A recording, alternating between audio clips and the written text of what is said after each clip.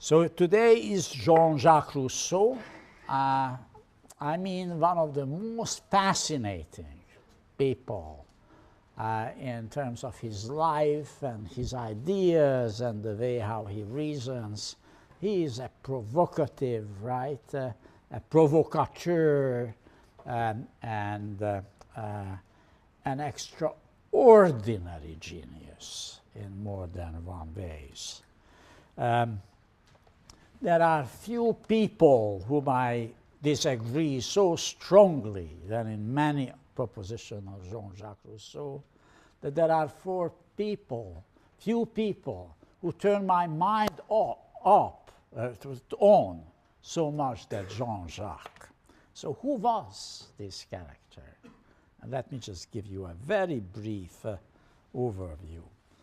He was born in Geneva, which was a city-state at that time, ruled by Calvin for a while, a Calvinist stronghold. And we will talk about this when it comes to Max Weber and the Protestant ethic. Calvin ruled Geneva with iron hands. That's where he was born.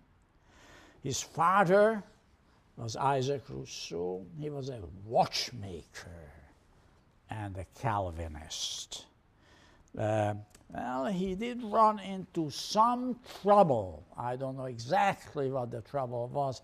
I think he was in debt, so he jumped the boat and went to Istanbul, disappeared. We don't know much about him beyond that.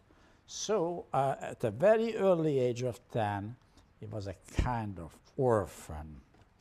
Then in 1728, he moved to France. And there was a wonderful lady, about 10 years his senior, Mrs. Warrens, who was running a home. There are actually more seats over here, you know, and there are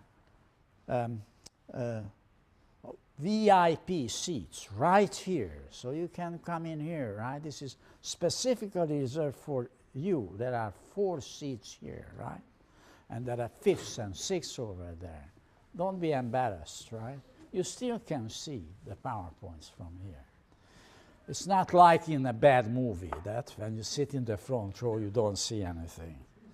Anyway, so he met Mrs. Warrens, who was a Roman Catholic, and her mission was to convert, right, these Calvinists to the proper faith, Roman Catholicism, and took young boys into her home. But who knows, it looks like she had more interest in people rather than religion. So he arrived 28 to Annecy, right? Age of 16, good-looking, nice guy. Madame Warrens is still a younger lady. Here you can see, you know, Madame Warrens and Jean-Jacques, right, meeting in 1728. Very romantic stuff, right?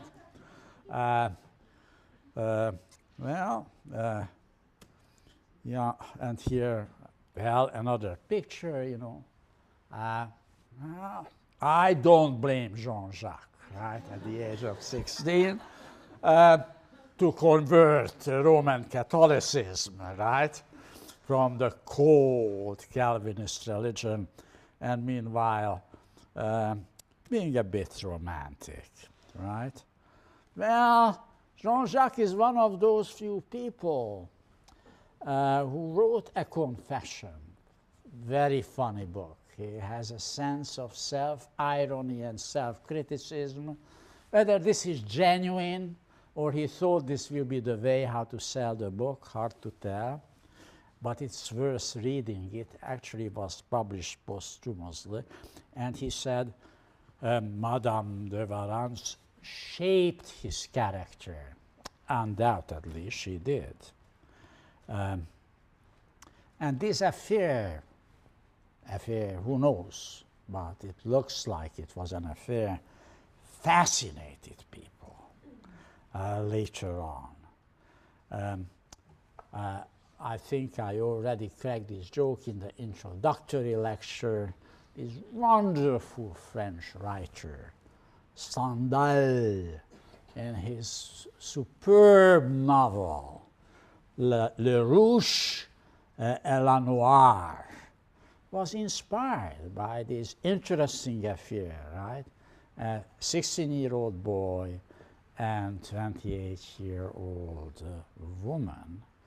And in fact, the story of Julien Sorel, means Jean-Jacques Rousseau, and Madame de Renal, de Valence, is really the core of the story. So if you have not read Le Rouge et la Noire, this is a must for an Ivy League graduate. You don't want to get a degree from Yale not having read Stendhal and Le Rouge et la Noire. It's, of course, in English. But, you know, enough is enough. In 1942, several years later, Rousseau has now bigger aims, and he moves to Paris. And he becomes the secretary of Comte de Montagu, who is a French ambassador to Venice. And there are a lot of nice things about, interesting things about Rousseau, but he was not an easy, and not an easy guy. And somehow he always ran into trouble. So he ran into trouble in Venice, and in order to avoid arrest and trouble, I don't know exactly what he did, probably something financially not quite correct. He had to jump and leave Venice and Comte de Montagu. He moves to Paris, and he knows how to find good friends. He also will know how to make great enemies from his good friends. So he meets Diderot, and we already know Diderot, and we know already Encyclopédie and the French Enlightenment. He was asked to write an article on music from the Encyclopédie, and this is Diderot. Okay, and then he meets Thérèse Lavasseur. He was staying in a hotel, and Thérèse Lavasseur was a maid in this hotel, and a long-lasting relationship develops between the two, which, well, I already told you, don't worry if you don't marry instantly. He was not married instantly either. It took him some time to decide that this date should actually culminate in a legal marriage. She became a companion for all of his life. Well, I would not bet my life that she was for the rest of life the only woman in his life, but certainly she was his companion. I don't know about her. They married in 1968, so you can see it took some time for Rousseau to say, well, this is something which should end up in a marriage. And here is, okay, you know, here you can see them, right? Thérèse and Jean-Jacques. Well, I hope you don't mind I show you these pictures. They don't tell all that much. Well, Jean-Jacques, as I said, was an extraordinary genius. He is not only a philosopher, not only a social scientist, not only a scientist, he was writing on science as well. He was an artist. And well, you know, anybody can write a novel, right? I am sure half of this class considered at one point in your life that you will write poetry or you will write a novel, right? That's easy. You sit down and you write a novel. My life is a novel, right? Most people say that. But Jean-Jacques wrote an opera. Probably few of you consider to write an opera, right? That needs skills, right? And he did one, Le Devin du Village. I own a CD. It's a wonderful opera. He's a great composer, right? Well, that's quite unusual. And to make it even more interesting, he was in an intense debate. He was always an intense debate with everybody. But he was an intense debate with Rameau. And those of you who are a little familiar with music, you know Rameau. Rameau was the greatest French composer of the 18th century. And they had a big debate because Rousseau believed in the Italian opera, right? He believed that the melody should have precedence over harmony. And Rameau wanted to create a French opera in which, you know, melody is not so important, and in fact, the harmony is more important. It was a revolutionary break. Rameau creates a new space for the new music. In some ways, he beginning to pave the way what we eventually will know as modern music. An extraordinary composer. Well, and Rousseau believed in bel canto, Pavarotti. I know, of course, there was no Pavarotti at that time. But you know what bel canto is. Ave Maria, right? You cry, you can sing it, right? That's what he really believed in. Unlike Rameau, who was much more analytical, right, and emphasized harmony. Interestingly, the person whom I think is the greatest composer of all history, Wolfgang Amadeus Mozart, loved Rousseau. And he wrote an opera, but can be very rarely seen. Occasionally you can catch it in the Metropolitan Opera of Arts, once in a decade. Bastien and Bastienne, which actually inspired by Le Devin du Village.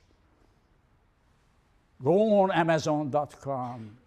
You can buy Rameau, you can buy Bastien and Bastienne, and you can buy Le Devin du Village, and you can see the differences. And he, of course, publishes a novel. It does, which Julie and or The New Heloise, which at that time was an influential novel. I don't think too many people read it today. Well, this is Rameau. And Rameau foreshadowed modern music. Gluck, in particular, follows from Rameau. In fact, you know, Mozart will be changing in his lifetime. We will talk, well, yeah, I thought, if there is a musician, you can read a little Rameau here. Interestingly, you know, Mozart did not stick quite to the Italian opera all his life. You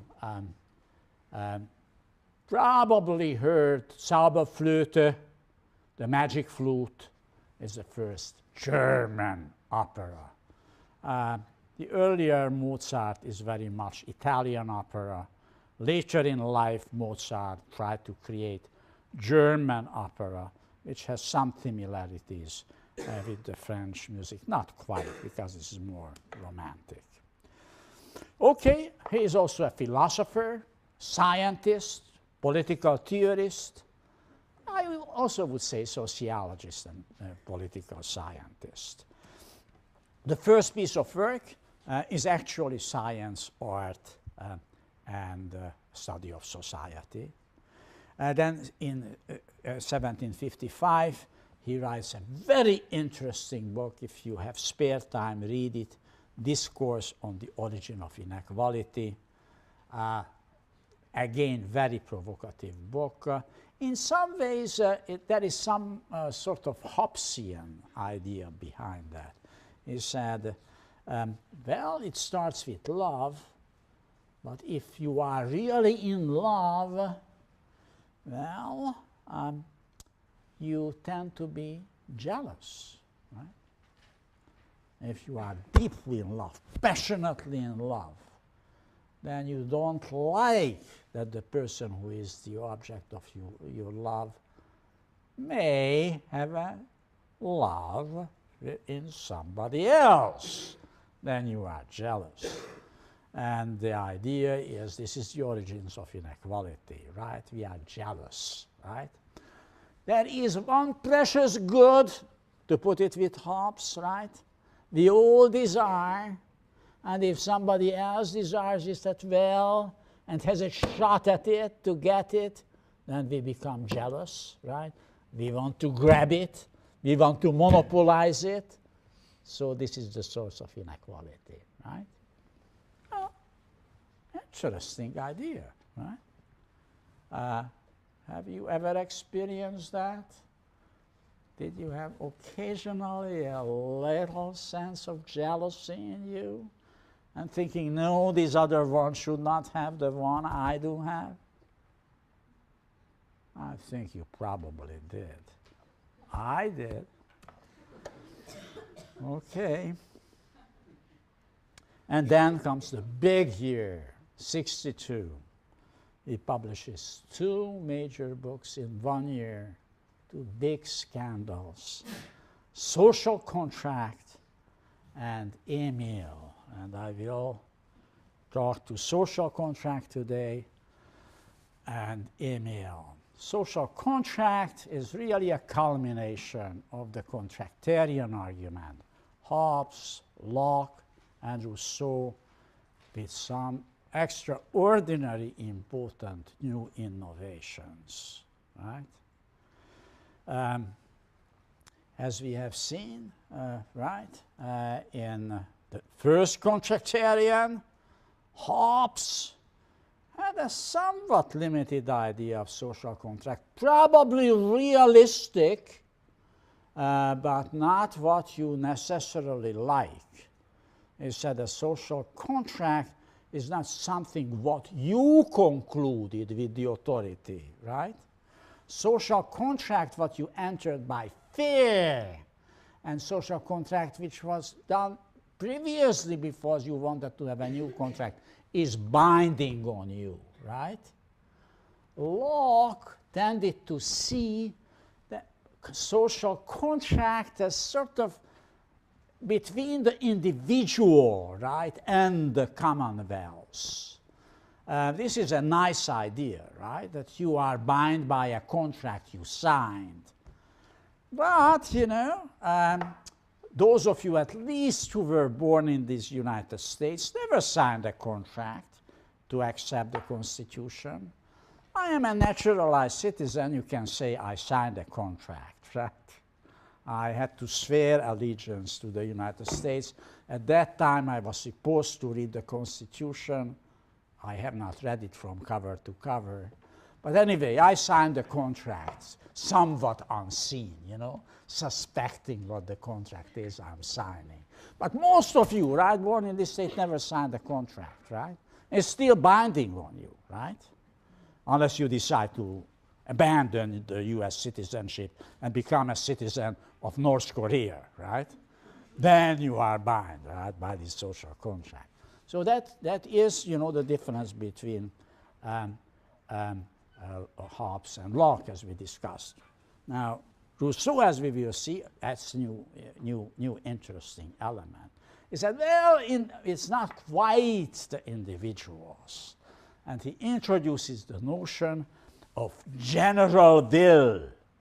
There is a general will which is well above the individuals. Extremely important idea, has a degree of insights and realism. It's also a very dangerous idea. Totalitarian regimes very often advocated general will that you, and I will quote Jean-Jacques for you when he said, the individuals will have to be forced to be free. That follows from the idea of general will. Well, he's a complex thinker. Liberal in one hand, a contractarian on the other hand, and paves the road to totalitarianism.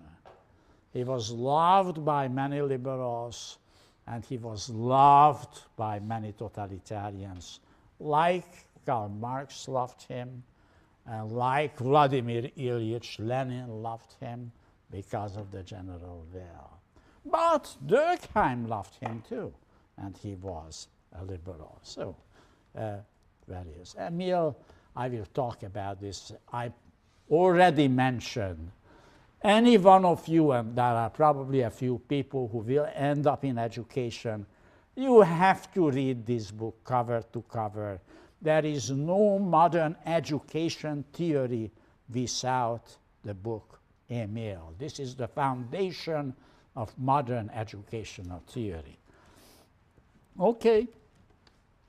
He had a big impact on the American Constitution and the French Revolution. He's one of the path breaker on the French Revolution. He was also the first who advocated popular sovereignty, the abolishment of the third estate and creating one popularly elected body, right? Strong conflict with Montesquieu, who wanted to have, right, two chambers, one for the aristocracy and one for the people. Rousseau wanted to have one. Universal suffrage, except for women. But he was a male chauvinist, big in one way. Well, and as we will see, the idea of general will were picked up by the radicals of the French Revolution, the Jacobins, and was picked up by later communists of various types, be it Leninists or Maoists. Well, the general will and French radicalism led to bloodshed.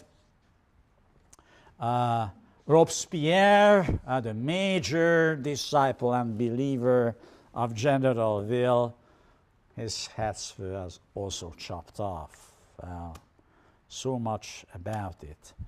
Now, Rousseau did not live the French Revolution. His ideas did and informed it. He had to move in '62 in exile because both books created an outrage, particularly by the church. First, he went back to Geneva, but figured out he doesn't like Geneva any longer. So David Hume, the conservative philosopher who admired his work, invited him to come to England, and like with everybody else who was his friend, right? He had a fallout with David Hume. He was really a difficult guy, right? This is David Hume. And therefore he left England and he returned to France.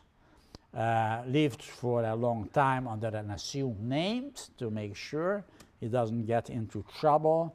Finally, '68, he married Thérèse. We will talk about this, Emile. They had several children, and the greatest educational theorist who tells you how to raise children, he put all of his children in orphanage. He was a real bastard, right, to put it another way. And then he was writing his Confessions, which was published posthumously.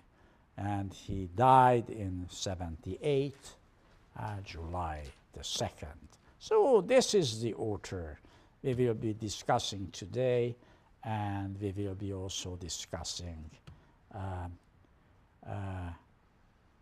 Tuesday. And I hope I will have enough time between I get home and before the limo comes, so I can put this on the internet. So you can read this on the internet. And this is, if right, the social contract. Yes. Social contract, 1782, and I don't know why, but I like to show you the first editions. Doesn't take me too much time to find it on the internet, but occasionally it does. Okay, so what is the social contract is all about? Book 1 is a description how you move from natural right, from the state of nature, to political right. The second book is who is the sovereign and how the sovereign should be constructed, created. This is an issue which Locke did not pay much attention to, right? We will see, you know, Rousseau himself likes selected aristocracy, but he beginning to think about universal suffrage and a proper constitution of the sovereign. Then he has a big section on government, a section on ancient Rome and civil religion. I will talk, well, I don't have much time. I will try to talk about civil religion as well. So what are the major themes? One question is, what is legitimate rule? And he said rule is only legitimate when it is arrived at consent. But, he said, justice has to be diluted because general will has to prevail. I will have to talk a little about justice being diluted. The problem is there is no universal justice what you can arrive at from the individual will. There is a general will, right? And a conception of the common good, and the individual, whether the individual is done justice to, it has to be diluted, it has to be restricted by the demands of the collective will, of the collective good. Well, this is a provocative statement. It certainly has a kernel of truth. It's also a very dangerous argument because it opens up the rule for a totalitarian state, which will tell you, oh, you think this is your interest? What you think is your interest is not really your interest. Me, the sovereign, knows what is in your interest, and I will force you to be free. I will force you to understand, right, what is in your interest. That is a bit of a tricky argument, right?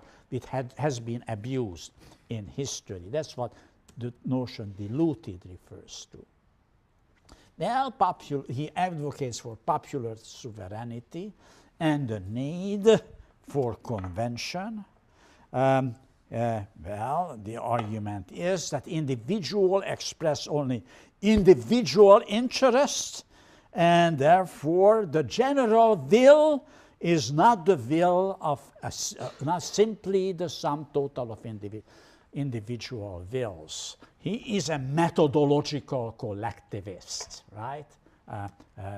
As I already pointed out. And then it comes to the lawgiver. Well, it is the lawgiver who is actually can inspire what he calls amour propre. You need a lawgiver, he sees himself as a lawgiver, who actually will be able to tell you why your selfishness is no good, why the love of your country and the community is the right thing to go. Okay, and the good government means a popularly elected legislature, and the executive is still by an aristocracy, by the wise man. That's what he really means by aristocracy. An intellectual aristocracy who is elected. Well, we have somewhat this notion, right, that people in government should be smart, right? And we have a bit of concern with, you know, in the past there were some presidents in the United States, some people in the United States thought they are not all that smart, right? I don't want to name names, but you can think probably of some, right? Who by some people thought they are a little on the dumb side, right? And they did not earn real much respect, right? By those who think they are not smart. Anyway, that's it. So, legitimate rule. Well, legitimate rule cannot be based on natural title, not aristocracy. Has to be authorized by consent. Well, I leave the family issue. That's family, he said, is the only natural society. But he said even the family does not come simply from nature. There is a social contract in the family, and in fact, when you grow up, you know, when you are not a small child anymore, then you will realize how much of a contract it is. Eventually, I mean, I hope there is nobody in this room, but I suspect there are probably a very few who at one point thought enough was enough. You know, my mother and father is really a pain, and therefore I don't want to do much with them. Did break the contract, right? It does happen to some people in their life.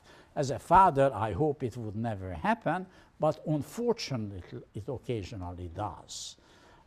When people are teenagers, that's when you're beginning to think about the natural right of the family, right, as a contract, right? And you're beginning to enter, or some people begin to enter, some kind of a new relationship in the parents and try to convert the natural dependence on parents on a contractual relationship, right? Saying, Walter, what do you mean I have to be back home by 11 p.m., right? You remember that? Anybody ever questioned that, right? And try to negotiate it out. Oh, not 11, you want to me 1 a.m., right? I am already 16 or 17, you know? That's when you are converting natural right. Okay, now there is a transition from state of nature to the nature of civil society, right? That is the transition from the state of nature to civil society is necessary. This is a remarkable change, right? Where you substitute justice for instinct of contact with morality, which was lacking previously in the state of nature. And in civil society, you know, we deprive ourselves from some of the advantages what we enjoyed in the state of nature. Nevertheless, this is a great progress what has to be taken on. We will see this also in Emile. The second theme is about the question of diluted justice. And he said, you know, the order to admit justice among us has to be diluted. And diluted means, you know, our individual sense of justice has to be overruled by the general will. And the sovereign needs no guarantor, and the individuals will have to be constrained, otherwise we are in trouble. And here is the argument why the individual will have to constrained. Individuals cannot just follow their self-interest, because the general will have to prevail. The common good has to overrule the selfish individual interest. A very different type of argument from the British liberals. Then he argues for popular sovereignty, and he's the first who do so.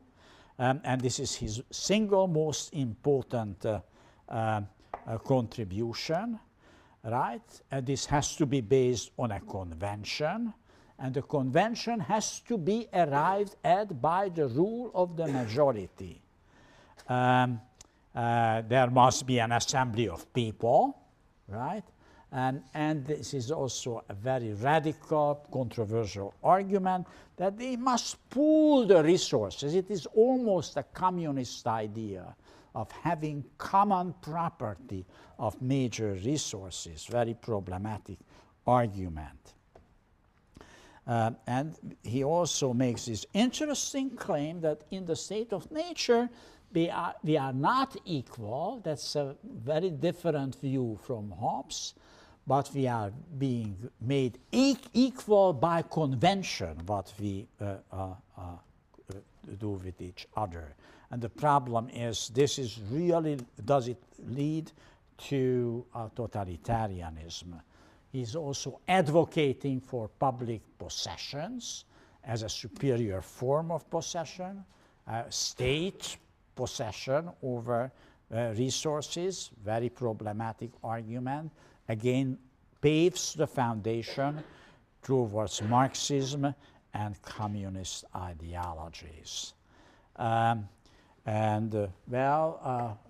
of the, all the citations will be on the internet, so you can read it much more carefully than you can do it now. Well, then we arrive at the idea of the general will. Individual, this is something you believe in Adam Smith, or you believe in Locke, you will be very disturbed. Individual express only private interest, so there must be a public interest. And the general will is sort of, it's unclear where it is coming from, but it is certainly coming over and above the individuals. And this is the general will, which is represented in what we call the commonwealth, right? The federal authority, the federal interest expresses the general will. It is not the will of all, it is the will which serves the interest of everybody rather than the view of everybody. Well, as I said, there is an element of truth to it. In discussion sections, we can talk about this. The class will be divided, whether this is acceptable or not. But those of you who believe in methodological collectivism will have to take very seriously the idea of general will. And now comes the question of the lawgivers. And this is a very important argument. Well, we are only free when we obey the law, right? The freedom is under self-imposed law. Hegel said that freedom is, you are free when you recognize necessity. And therefore, you will have to go by the law, and this will inspire amour propre, the love of the country, rather than amour de soi, which is self-love. he makes this distinction. I am afraid I will have to come back to this Tuesday. I will have to leave it now. The distinction between amour propre and amour de soi is a very important distinction, and I have to elaborate on this Tuesday. So I will come back to social contract before we go on to Emile. And there was a wonderful lady, about 10 years his senior, Mrs. Warrens, who was running a home. There are actually more seats over here, you know, and there are VIP seats right here, so you can come in here, right? This is specifically reserved for you. There are 4 seats here, right? And there are 5th and 6th over there. Don't be embarrassed, right? You still can see the PowerPoints from here. It's not like in a bad movie that when you sit in the front row, you don't see anything.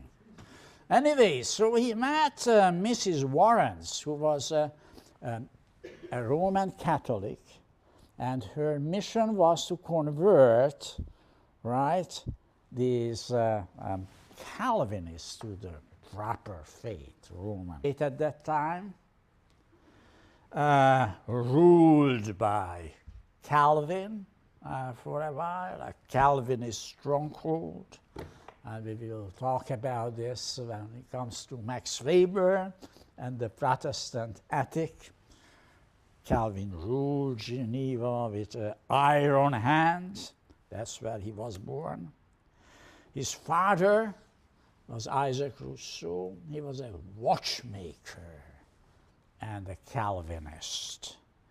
Well, he did run into some trouble. I don't know exactly what the trouble was. I think he was in debt, so he jumped the boat and went to Istanbul, disappeared. We don't know much about him beyond that. So at a very early age of 10, he was a kind of orphan. Then in 1728, he moved to France to convert Roman Catholicism, right, from the cold Calvinist religion, and meanwhile being a bit romantic, right? Well, Jean-Jacques is one of those few people who wrote a confession, very funny book. He has a sense of self-irony and self-criticism. Whether this is genuine or he thought this will be the way how to sell the book, hard to tell, but it's worth reading. It actually was published posthumously, and he said Madame de Warrens shaped his character. Undoubtedly, she did. And this affair, who knows, but it looks like it was an affair, fascinated people later on, Catholicism, and took young boys into her home. But who knows, it looks like she had more interest in people rather than religion. So he arrived 28 to Annecy, right? Age of 16, good-looking, nice guy. Madame Warrens is still a young lady. Here you can see, you know, Madame Warrens and Jean-Jacques, right, meeting in 1728. Very romantic stuff, right? Yeah, and here, well, another picture, you know. I don't blame Jean-Jacques, right, at the age of 16. So today is Jean-Jacques Rousseau. I mean, one of the most fascinating people in terms of his life and his ideas and the way how he reasons. He is a provocative, right? A provocateur and an extraordinary genius in more than one ways. There are few people whom I disagree so strongly than in many propositions of Jean-Jacques Rousseau, that there are few people who turn my mind on so much that Jean-Jacques. So who was this character? And let me just give you a very brief overview. He was born in Geneva, which was a city-state